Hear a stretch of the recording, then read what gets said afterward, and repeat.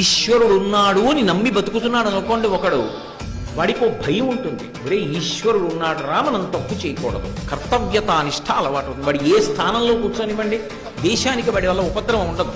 ఎందుకంటే ఈశ్వరుడు ఉన్నాడని నమ్మి వాడు జాగ్రత్తగా ఉంటాడు. భయంతో ఆరోగ్యవంతమైన భయం ఉంటుంది వాడికి.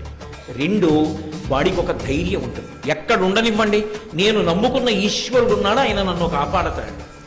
అమ్మా నాన్న భార్య బిడ్డలు అన్ని వేళలా పక్కన ఉంటారండి.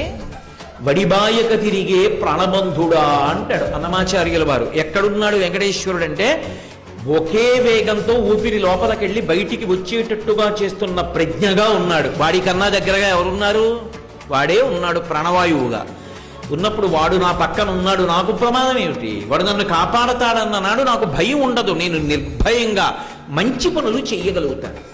ఇప్పుడు ఈ నిర్భయత్వాన్ని, తప్పు పనులు చేయడానికి భయాన్ని కూడా